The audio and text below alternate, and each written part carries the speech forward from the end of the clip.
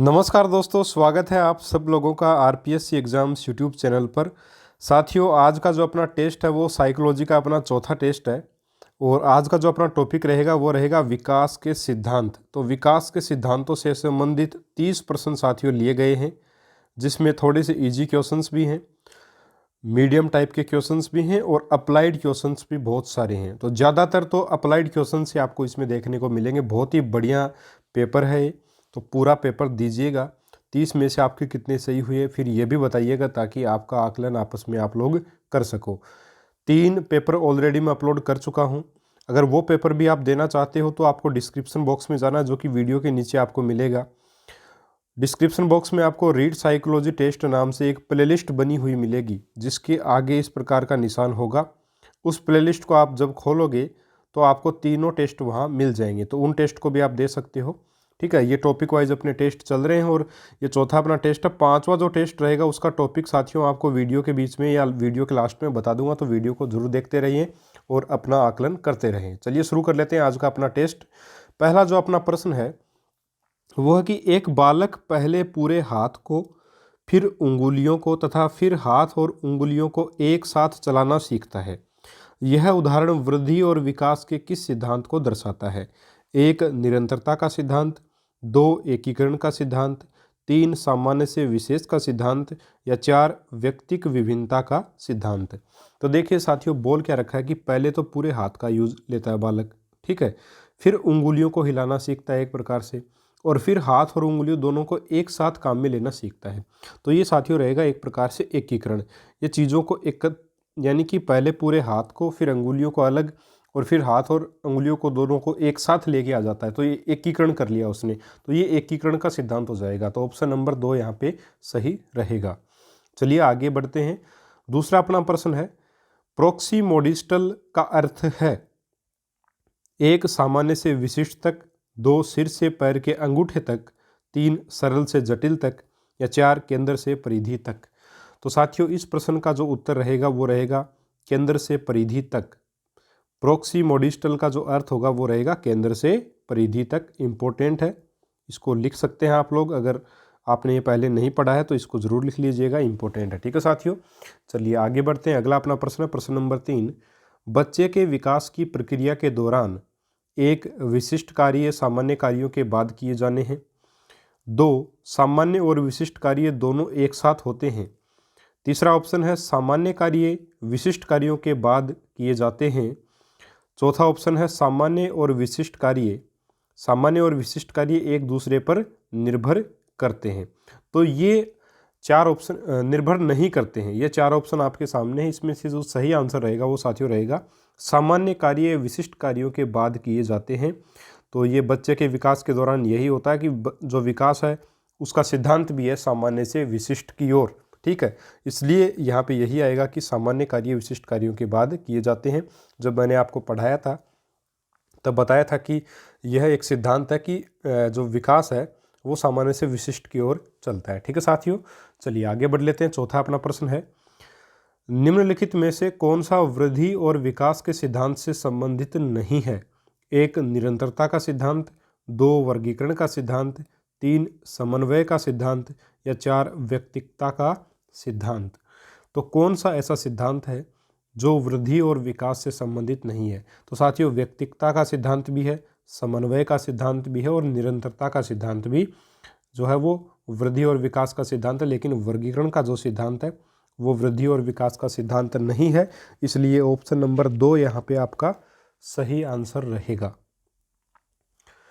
5वां अपना प्रश्न है कि विकास के संदर्भ में निम्न में से कौन सा कथन सत्य नहीं है? 1 विकास की प्रत्येक अवस्था के अपने खतरे हैं, 2 उद्दीपन से विकास को बढ़ावा नहीं मिलता है, 3 विकास सांस्कृतिक परिवर्तन से प्रभावित होता है या 4 विकास की प्रत्येक अवस्था की अपनी विशेषता होती है। ये अवस्था शब्द साथियों थोड़ा सा अवस्था, ठीक है, अवस्था शब्द है। हाँ,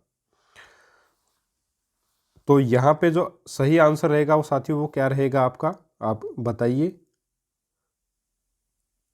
हाँ, जो भी है अवस्था शब्द हो गया यहाँ पे। अब देखिए, विकास के संदर्भ में निम्न में से कौन सा कथन सत्य नहीं है, ये आपको बताना है। तो सत्य नहीं है वो कथन आपको बताना साथियों। तो सत्य जो कथन नहीं होगा वो होगा आपका उद्दीपन से विकास को बढ़ावा नहीं मिलता, ये कथन गलत है। उद्दीपन से साथियों विकास को बढ़ावा मिलता है। तो ऑप्शन नंबर 2 यहाँ पे सही रहेगा। ठीक है, बाकी सारे के सारे ऑप्शन जो वो बिल्कुल ठीक हैं। चलिए आगे बढ़ लेते हैं। अगला प्रश्न अपना, निम्न में से कौन सा कथन सही नहीं है। 1, विकास लंबवत सीधा न होकर वर्तुलाकार होता है। 2, विकास मस्तिष्क से पैरों की ओर होता है। 3, विकास की गति की दर एक सी रहती है। या 4, विकास के अंदर से बाहर की ओर होता है। विकास जो वो अंदर से बाहर की ओर होता है। एक ये आपका चौथा ऑप्शन। तो इसमें से कौन सा जो है वो कथन गलत है वो आपको बताना है। कौन सा कथन सही नहीं है विकास के संदर्भ में, तो ये आपको बताना है। तो यहाँ पे जो सही आंसर रहेगा वो रहेगा ऑप्शन नंबर सी। विकास की जो गति है उसकी दर एक सी रहती है, ये बोल रखा है, जबकि ऐसा नहीं है। आप जानते हो कि शैशवावस्था में विकास बहुत तेज़ी से होता है, फिर बाल्यावस्था में थोड़ा धीमा हो जाता है, उसके बाद किशोरावस्था में जो है बहुत तेज़ी से होता है। तो यानी कि इसकी दर बदलती रहती है, तो एक दर नहीं रहती। तो ऑप्शन नंबर 3 जो वो गलत है। तो यहाँ पे ये जो कथन है ऑप्शन नंबर 3 में ये गलत है, इसलिए ऑप्शन नंबर 3 यहाँ पे सही होगा। बाकी सारे के सारे कथन जो वो विकास से संबंधित बिल्कुल सही हैं। चलिए आगे बढ़ते हैं। अगला अपना प्रश्न है 7वां प्रश्न, निम्न में से कौन सा विकास का सिद्धांत नहीं है। 1, विकास सार्वभौमिक है तथा सांस्कृतिक संदर्भ से प्रभावित नहीं करते। 2, विकास जीवन पर्यंत होता है। 3, विकास परिवर्त्य होता है। 4, विकास आनुवांशिकता एवं पर्यावरण दोनों के द्वारा प्रभावित होता है। अब देखिए साथियों, ये जो प्रश्न है विकास और वृद्धि से संबंधित सिद्धांतों वाले प्रश्न ये लगभग एक जैसे ही प्रश्न हैं, लेकिन सभी में जो ऑप्शंस हैं वो चेंज हैं। अब ऑप्शंस को देख के आपको आंसर बताना, और सारे के सारे अप्लाइड क्वेश्चंस हैं। तो बहुत ही शानदार पेपर है, इसलिए मैं बोलता हूँ कि ये टेस्ट सीरीज जिसने ज्वाइन कर ली रीट के लिए, ये मानिएगा उसका आधा काम यहीं से हो जाएगा। बहुत ही ज़बरदस्त क्वेश्चंस हैं, आपको ज़रूर से ज़रूर ज्वाइन करनी चाहिए, और अपने दोस्तों के साथ भी इस सीरीज़ को जो है वो शेयर करना चाहिए। सबसे बड़ी बात यह है साथियों, आपको ध्यान में ये रखना है हमेशा कि प्रश्न को आपको ध्यान से पढ़ना और चारों ऑप्शन पढ़ने। ये नहीं है कि एक ऑप्शन पढ़ा उसमें लगा कि ये ठीक है उसको कर दिया, ऐसा नहीं करना। चारों ऑप्शन दिए हैं तो चारों ऑप्शन आपको पढ़ने हैं। बहरहाल इस प्रश्न का जो सही आंसर रहेगा वो रहेगा विकास सार्वभौमिक है तथा सांस्कृतिक संदर्भ से प्रभावित, सांस्कृतिक संदर्भ इसे प्रभावित नहीं करते। ये वाला जो है वो विकास का सिद्धांत नहीं है। ठीक है साथियों, बाकी सारे के सारे हैं, तो ऑप्शन नंबर यहाँ पे 1 करेक्ट रहेगा। ठीक है साथियों, चलिए आगे बढ़ते हैं। 8वां अपना प्रश्न है कि निम्नलिखित में से कौन सा विकास का सिद्धांत नहीं है। 1, निरंतरता का सिद्धांत। 2, व्यक्तिक विभिन्नता का सिद्धांत। 3, पैटर्न की एकरूपता का सिद्धांत। और 4, विशिष्ट से सामान्य अनुक्रियाओं का सिद्धांत। तो साथियों, अगर आपने पीछे वाले प्रश्न इसी टेस्ट के किए हैं तो झट से आप इसका उत्तर बता सकते हैं। मैंने बता दिया इसका उत्तर पहले ही। इसका उत्तर होगा विशिष्ट से सामान्य अनुक्रियाओं का सिद्धांत। साथियों, विकास का सिद्धांत नहीं है ये बताना है, और अपन जानते हैं विकास का सिद्धांत क्या, सामान्य से विशिष्ट है, सामान्य से विशिष्ट की ओर जाता है। ठीक है, और यहाँ पे दे रखा है विशिष्ट से सामान्य की ओर, तो ये गलत हो जाएगा। ठीक है, इसलिए ऑप्शन नंबर 4 यहाँ पे गलत कथन है, और यही आपको बताना था कि सिद्धांत कौन सा नहीं है। तो ऑप्शन नंबर 4 यहाँ पे सही होगा। बाकी सारे के सारे विकास के सिद्धांत हैं। ठीक है साथियों, क्योंकि विकास निरंतर रूप से चलता रहता है, प्रत्येक व्यक्ति में भिन्न होता है। पैटर्न की एकरूपता, यानी पैटर्न तो एक ही रहता है सभी व्यक्तियों में। ठीक है साथियों, तो ये आपका 8 के प्रश्न का उत्तर हो गया। चलिए 9वां प्रश्न अपन कर लेते हैं। 9वां अपना प्रश्न है, निम्नलिखित में से किसने विकास के चरणों से जुड़े विकास सिद्धांत को प्रस्तुत नहीं किया।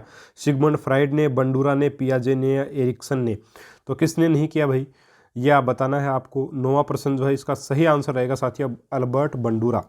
इन्होंने जो है विकास के चरणों से जुड़े विकास का सिद्धांत प्रतिपादित नहीं किया, इसलिए ऑप्शन नंबर 2 यहाँ पे जो है वो सही रहेगा। बाकी सिगमंड फ्राइड, पियाजे और एरिक्सन के सिद्धांत आगे अपन पढ़ेंगे, शारीरिक विकास वगैरह के जब क्वेश्चंस करेंगे तब इन सिद्धांतों से संबंधित प्रश्नों को अपन देखेंगे। तो अल्बर्ट बंडूरा यहाँ पे सही आंसर आपका आएगा। ठीक है साथियों, उम्मीद है ये प्रश्न आपका बिल्कुल सही हुआ होगा, और आपको ये टेस्ट सीरीज भी पसंद आ रही होगी, ये प्रश्न आपको पसंद आ रहे होंगे। और दोस्तों, अगर आप चैनल पर नए हैं तो नीचे जो सब्सक्राइब रेड कलर का सब्सक्राइब बटन है उसको सब्सक्राइब कर दीजिएगा। प्रेस कर दीजिएगा। उसके बाद जो बेल आइकॉन का निशान आता है उसको प्रेस कर दीजिएगा और नोटिफिकेशन को ऑल पे कीजिएगा ताकि आपको हमारे सारे वीडियोज़ की नोटिफिकेशन मिल सके। प्रत्येक सुबह 7 बजे जो है वो टेस्ट आपका लिया जाता है। ये टेस्ट सीरीज़ अपनी चालू रहेगी एग्ज़ाम तक, इसलिए इसको बिल्कुल भी मिस ना करें और जुड़ें इससे, ताकि आपको काफ़ी सारा इससे बेनिफिट मिल सके। चलिए आगे बढ़ते हैं। 10वां अपना प्रश्न है कि लिखते समय किसी बच्चे द्वारा पेन या पेंसिल को पकड़ने के लिए उंगलियों के उपयोग से पहले अपने पूरे हाथ का उपयोग निम्न को निरूपित करता है। 1 तंत्रिका नियंत्रण, 2 सेफालोकाउडल सिद्धांत, या 3 विशिष्ट संचालन, या 4 प्रोक्सिमा डिस्टल सिद्धांत। तो यहाँ पे कौन सा सही रहेगा? तो साथियों प्रोक्सिमा डिस्टल सिद्धांत इसी वीडियो के पहले प्रश्न में इसका जो है आंसर आपको दिया हुआ है। देखिए प्रोक्सिमा डिस्टल सिद्धांत क्या है, सॉरी दूसरा प्रश्न था ये था केंद्र से परिधि तक। ठीक है, केंद्र से, इसका जो अर्थ था वो था केंद्र से परिधि तक। तो यहाँ पे इस प्रश्न का जो 10वें प्रश्न का जो उत्तर रहेगा साथियों वो भी क्या रहेगा अपना 10वां प्रश्न। हाँ, ऑप्शन नंबर 4 जो है वो यहाँ पे सही रहेगा, प्रोक्सिमा डिस्टल सिद्धांत।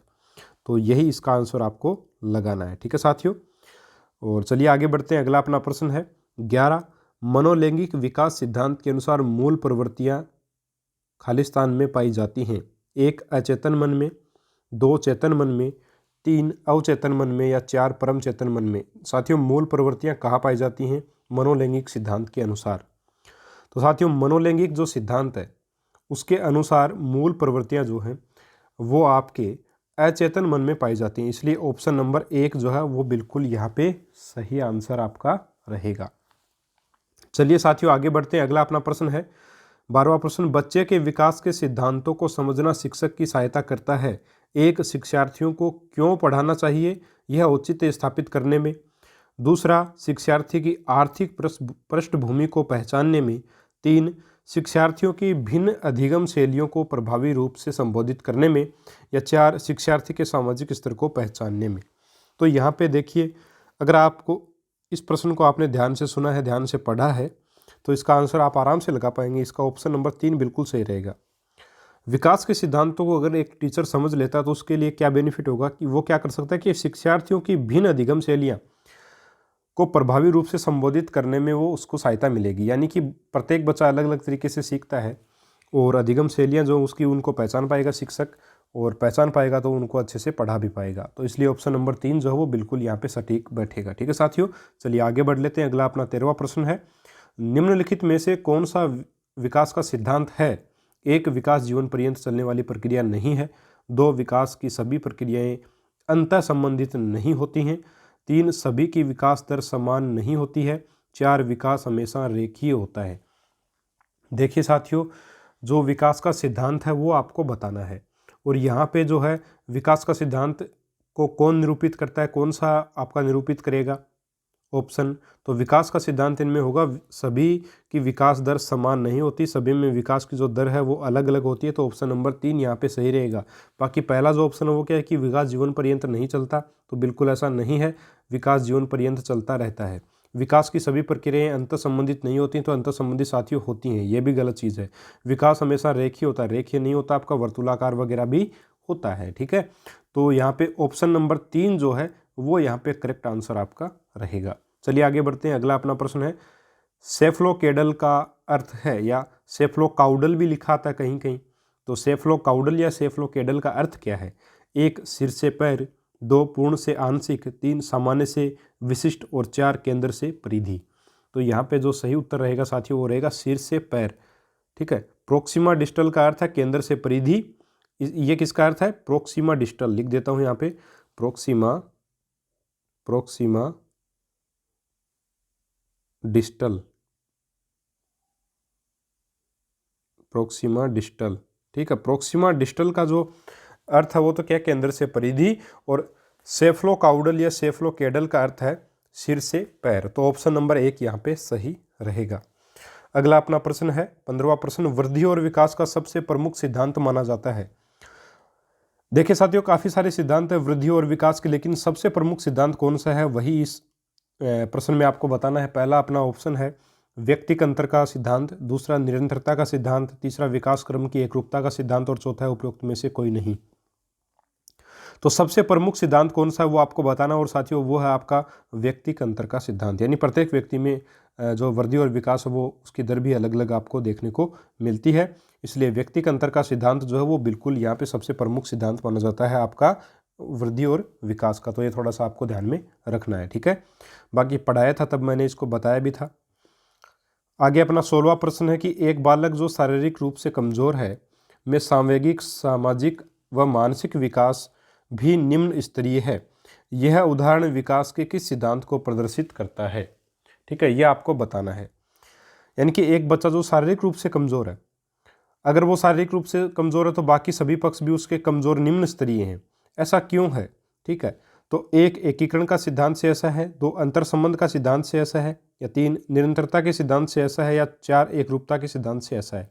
देखिए साथियों, यहाँ पे दूसरा जो ऑप्शन है अंतर संबंध का सिद्धांत, यानी कि जो विकास के सिद्धांत जो है वो आपस में क्या अंतर संबंधित हैं। अगर एक पक्ष बच्चे का कमजोर रह गया तो उससे जुड़े हुए अन्य पक्ष भी कमजोर रह जाते हैं। जैसे शारीरिक रूप से जुड़े हुए अंतर संबंधित पक्ष कौन कौन से हैं भाई? सामाजिक भी इसी से है, मानसिक भी इसी से है, सांवेगिक भी इसी से है, इसीलिए ये भी सारे कमजोर रह जाते हैं, निम्न स्तरीय रह जाते हैं। इसलिए अंतर संबंध का सिद्धांत यहाँ पे काम करेगा। ऑप्शन नंबर 2 जो है उसी को अपन यहाँ पे सही बताएंगे, ठीक है। चलिए आगे बढ़ लेते हैं। अगला अपना प्रश्न है प्रश्न नंबर 17। मस्तिष्काधोमुखी विकास क्रम में सबसे पहले विकसित होने वाला शरीर का अंग है? एक गर्दन, दो मुख, तीन पैर या चार सिर? तो मेरे हिसाब से सारे के सारे इस प्रश्न को आराम से कर सकते हैं। मस्तिष्काधोमुखी विकास क्रम में जो सबसे पहले विकसित होने वाला शरीर का अंग है वो क्या होगा? आपका सिर, ठीक है। सिर से पैरों वाला जो क्रम है वो यहाँ पे आएगा, सिर से पैर तक विकास होता है, ठीक है। तो ये मस्तिष्काधोमुखी विकास क्रम का सिद्धांत है जिसका अर्थ है सिर से पैर तक विकास, ठीक है। तो ऑप्शन नंबर 4 यहाँ पे सही रहेगा। सबसे पहले जिस अंग का विकास होगा वो होगा सिर, ठीक है साथियों। चलिए आगे बढ़ते हैं। 18वां अपना जो प्रश्न है वो है कि रीढ़ की हड्डी हृदय से पूर्व विकसित होती है, यह निम्न प्रवृत्ति के संचालन के कारण होता है? एक सामान्य से विशिष्ट तक, दो सिफेलोकाउडल, तीन प्रोक्सिमोडिस्टल, या चार भाग से संपूर्ण तक? भाग से संपूर्ण तक का मतलब है अंश से पूर्ण की ओर या अंश से संपूर्ण की ओर। भाग को अपन अंश भी बोलते हैं, ठीक है। तो 18 में जो सही आंसर रहेगा वो क्या रहेगा? देखिए, रीढ़ की हड्डी हृदय से पूर्व विकसित होती है, यह निम्न प्रवृत्ति के संचालन के कारण होता है। कौन सी प्रवृत्ति के संचालन के कारण होता है? होता है साथियों प्रोक्सिमो डिस्टल के कारण। इसका अर्थ क्या है? केंद्र से परिधि की ओर इसका अर्थ होता है। तो यहाँ पे यही आंसर आपका सही रहेगा, क्योंकि रीढ़ की हड्डी क्या है? केंद्र में है, बाकी हृदय जो वो परिधि की तरफ आ जाता है, इसलिए रीढ़ की हड्डी यहाँ पे सही आंसर आपका, प्रोक्सिमोडिस्टल यहाँ पे आपका सही आंसर जो वो रहेगा, ठीक है। चलिए नेक्स्ट आपका प्रश्न है 19वां। एक शिशु को पिता को अन्य पुरुषों में अंतर करने में समय लगता है, विकास का यह दृष्टिकोण निम्न सिद्धांत के कारण होता है? एक पूर्ण से अंश की ओर, दो केंद्र से परिधि, तीन सामान्य से विशिष्ट, और चार उपयुक्त में से कोई नहीं। तो यहाँ पे देखिए होता क्या है। हाँ, 19 का प्रश्न, इसमें जो ऑप्शन आपका जो सही रहेगा वो रहेगा सामान्य से विशिष्ट। एक शिशु को पिता को अन्य पुरुषों से अंतर करने में समय लगता है, इसका मतलब क्या? देखिए, ढेर सारे पुरुष जो हैं वो बैठे हुए हैं एक जगह, ढेर सारे पुरुष, काफ़ी सारे पुरुष बैठे हुए हैं। अब एक बच्चा आता है, छोटा बच्चा, और वो इनको देखता है, और इन पुरुषों को देख करके वह अपने पिता की पहचान करना चाहता है। मान लीजिए उसके पिता ये हैं, तो ये सारे के सारे क्या हैं? सामान्य व्यक्ति हैं उसके लिए। लेकिन इन बाकी जो 3 व्यक्ति हैं वो सामान्य हैं इसके लिए, लेकिन ये जो इसके पिता हैं ये इसके लिए क्या है? विशिष्ट हैं। तो सामान्य से विशिष्ट हो गए, तो सामान्य से विशिष्ट होगा, इसलिए ऑप्शन नंबर 3 जो है वो यहाँ पे सही आंसर साथियों इसका रहेगा। चलिए आगे बढ़ते हैं। अगला अपना प्रश्न है कि एक पिता अपने 4, 6 और 12 वर्ष की आयु के सभी बच्चों से उम्मीद करता है कि वे एक साथ समान विषय सीखें, यह विकास के किस सिद्धांत का खंडन होगा? एक, विकास अलग अलग दरें होती हैं, विकास की अलग अलग दरें होती हैं। दूसरा, विकास परिपक्वता और अधिगम पर निर्भर करता है। तीसरा, विकास सरलता से जटिलता की ओर आगे बढ़ता है। 4, विकास एक सतत प्रक्रिया है। तो साथियों ये जो है वो किस, यानी कि वो पिता जो बोल रहा है कि वो सोच रहा है कि उसके बच्चे जो 4 साल का जो बच्चा है, 6 साल का जो बच्चा और 12 वर्ष का जो बच्चा है वो एक साथ एक जैसी चीज़ें सीखें, ऐसी उम्मीद वो कर रहा है। तो ये किस सिद्धांत का खंडन होगा? तो ये साथियों खंडन होगा विकास, परिपक्वता और अधिगम पर निर्भर करता है। यानी कि जाहिर सी बात है 4 साल का बच्चा परिपक्व थोड़ी हो जाएगा, तो वो कैसे अधिगम कर सकता है 12 वर्ष के बच्चे के बराबर, ठीक है। और जबकि 12 वर्ष का बच्चा लगभग परिपक्व होने लगता है तो वो 4 वर्ष वाले बच्चे से ज़्यादा ही सीखेगा, जाहिर सी बात है। तो यहाँ पे ऑप्शन नंबर 2 जो है वो बिल्कुल सही यहाँ पे ऑप्शन में बैठेगा, इसलिए ऑप्शन नंबर 2 यहाँ पे बिल्कुल करेक्ट आंसर आपका रहेगा। अगला अपना प्रश्न है कि किस प्रकार के सिद्धांत विकास में अनुभव और आनुवांशिकी दोनों की योगफल को स्वीकारते हैं? एक अंतःक्रियावादी सिद्धांत, 2 प्रकृति सिद्धांत, 3 नियतिवाद सिद्धांत या 4 पालन पोषण सिद्धांत।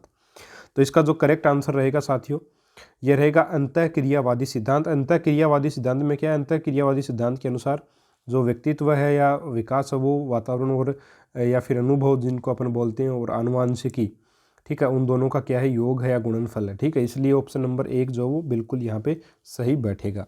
चलिए अगला अपना प्रश्न है, निम्नलिखित में से कौन सा मानव विकास का सिद्धांत नहीं है? 1 निरंतरता, 2 उत्क्रमणीयता, 3 सामान्य से विशिष्ट और 4 कर्मिकता। तो साथियों कर्मिकता भी है सिद्धांत, सामान्य से विशिष्ट भी है, निरंतरता भी है, लेकिन उत्क्रमणीयता बिल्कुल भी सिद्धांत नहीं है विकास का। इसलिए ऑप्शन नंबर 2 को अपन यहाँ पे सही करेंगे। 23वां अपना प्रश्न है मनोविकास एक खालिस्तान प्रक्रिया है, एक अव्यवस्थित, दूसरा ऑप्शन है यादृच्छिक यानी रैंडम अचानक होने वाली, तीसरा संचय यानी क्यूमुलेटिव और चौथा अपना ऑप्शन है अनिरंतर। तो साथियों विकास जो वो अनिरंतर प्रक्रिया तो बिल्कुल नहीं है और अव्यवस्थित भी नहीं है और अचानक भी नहीं होता, ये क्रम से चलता है, लगातार चलता है, संचय रूप से चलता है। तो ऑप्शन नंबर 3 यहाँ पे बिना देखे आप लोग सही कर सकते हो, ठीक है। तो ऑप्शन नंबर 3 यहाँ पे बिल्कुल सही आपका रहेगा। चलिए अगला अपना प्रश्न है कई ऊतक एक प्रणाली को जन्म देने के लिए समन्वय करते हैं, इसे खालिस्तान रूप में जाना जाता है। 1 निरंतरता, 2 एकीकरण, 3 विशेषता या 4 विभेदन। तो जाहिर सी बात है काफ़ी सारी चीज़ें मिलकर एक नई चीज़ बना रही है यहाँ पे, तो ये क्या होगा आपका एकीकरण होगा। इसलिए ऑप्शन नंबर 2 जो है वो बिल्कुल सही हो जाएगा, कोई दिक्कत इसमें है ही नहीं आपको, ठीक है। चलिए आगे बढ़ लेते हैं। 25वां अपना प्रश्न है कि शुरू में एक बच्चा अपनी पूरी हथेली का उपयोग करके वस्तु को पकड़ता है, धीरे धीरे वृद्धि और विकास के रूप में बच्चा अंगुलियों और अंगूठे का उपयोग वस्तु को उठाने के लिए करता है। इस प्रकार की प्रगति है। ये रीट लेवल 1 में 2018 का प्रश्न है, बहुत ही बढ़िया प्रश्न था। पहला ऑप्शन था आपके पास सिफेलोकाउडल, दूसरा ऑप्शन था प्रोक्सिमोडिस्टल, तीसरा था व्यापक से विशिष्ट कार्रवाई और चौथा ऑप्शन था अनियमित प्रगति। तो यहाँ पे साथियों बोर्ड ने 2 आंसर बिल्कुल सही माने। 2 आंसर कौन से माने आपको पता होगा। पहला ऑप्शन जो माना वो माना प्रोक्सिमोडिस्टल, तो दूसरे वाला ऑप्शन बोर्ड ने ठीक माना कि ये बिल्कुल सही है, केंद्र से आपका परिधि तक वाला, ठीक है। इसके बाद जो ऑप्शन माना वो क्या माना, व्यापक से विशिष्ट कार्रवाई। पहले व्यापक यानी पूरे हाथ का प्रयोग और फिर विशिष्ट यानी छोटी चीज़ें यानी अंगुलियों का प्रयोग और अंगूठे का प्रयोग, तो व्यापक से विशिष्ट भी हो सकता है। इसलिए ये दोनों ही ऑप्शन बोर्ड के द्वारा जो है वो सही माने गए थे। तो यहाँ पे 2 और 3 दोनों उत्तर सही रहेंगे। जिसने 2 बताया वो भी ठीक है, जिसने 3 बताया वो भी सही है, ठीक है साथियों। चलिए आगे बढ़ लेते हैं। अगला अपना प्रश्न है बच्चे के विकास को अक्सर शारीरिक, संज्ञानात्मक, भावात्मक और सामाजिक जैसे 3, यहाँ पे 4 होना चाहिए, 3 नहीं है, बाकी एग्जाम में 3 ही आए थे, जैसे 4 व्यापक क्षेत्र में विभाजित किया जाता है।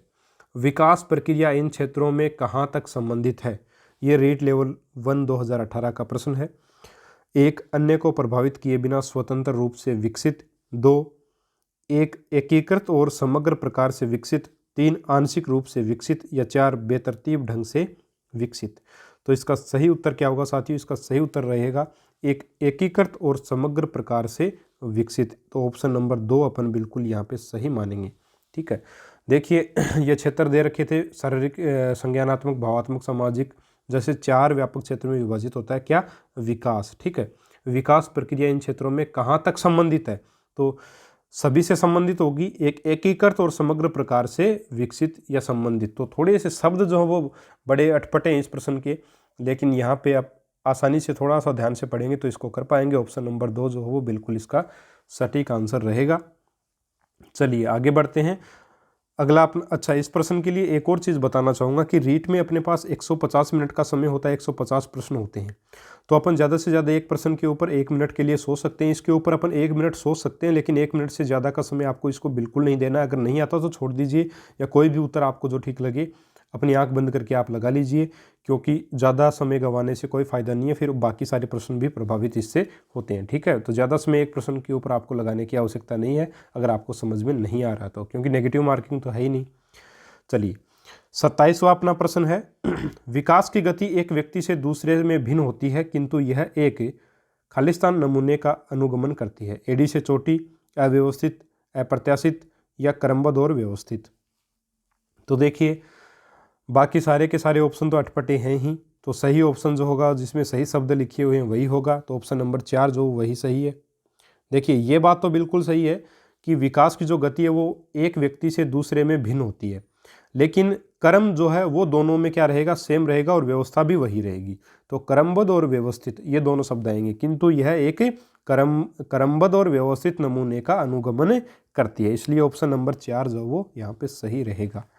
अगला अपना प्रश्न है निकटवर्ती विकास का क्षेत्र संदर्भित करता है। एक संदर्भ को जिसमें बच्चे सहयोग के सही स्तर के साथ कोई कार्य लगभग स्वयं कर सकते हैं। दूसरा, उस विकासात्मक चरणों को जब बच्चा सीखने की पूरी जिम्मेदारी लेता है। 3, उस सीखने के बिंदु को जब सहयोग वापस लिया जा सकता है। 4, उस चरण को जब अधिकतम विकास संभव है।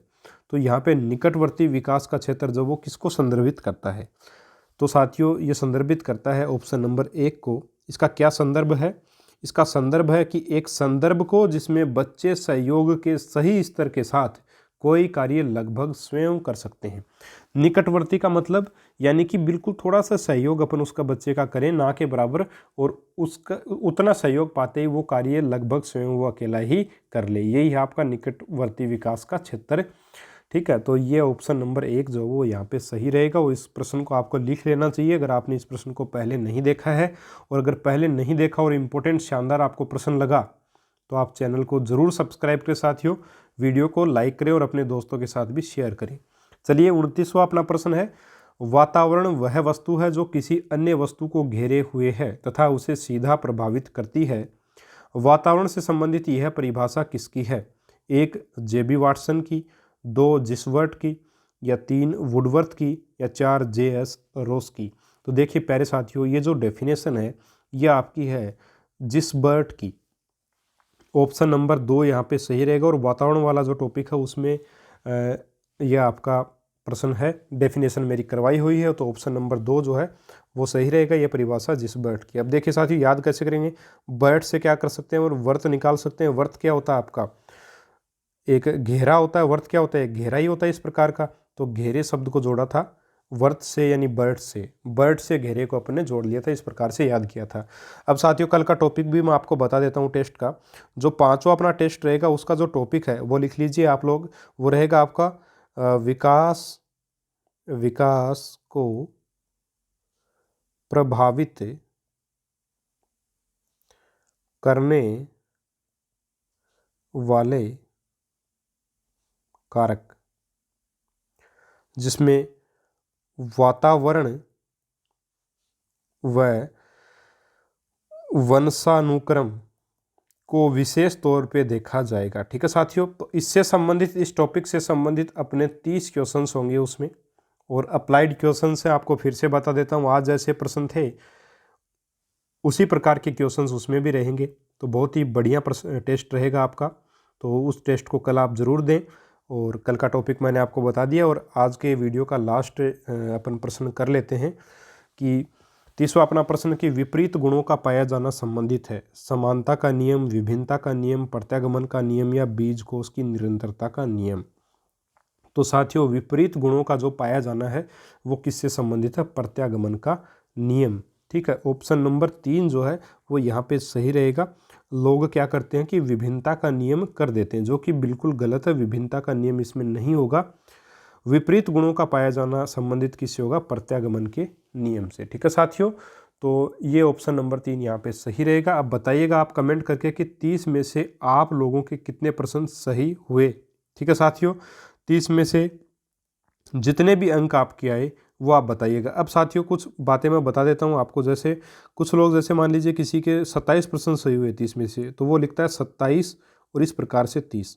तो ये तो है देखिए बिल्कुल सही चीज़। और कुछ लोग क्या लिखते हैं? 30 और उसके बाद 27। इसका मतलब आप समझते हो? इसका मतलब है 30/27, यानी 27 में से 30 नंबर आपके, जो कि बिल्कुल गलत। तो ऐसे नहीं लिखना चाहिए, ये भी थोड़ा सा आपको पता होना चाहिए।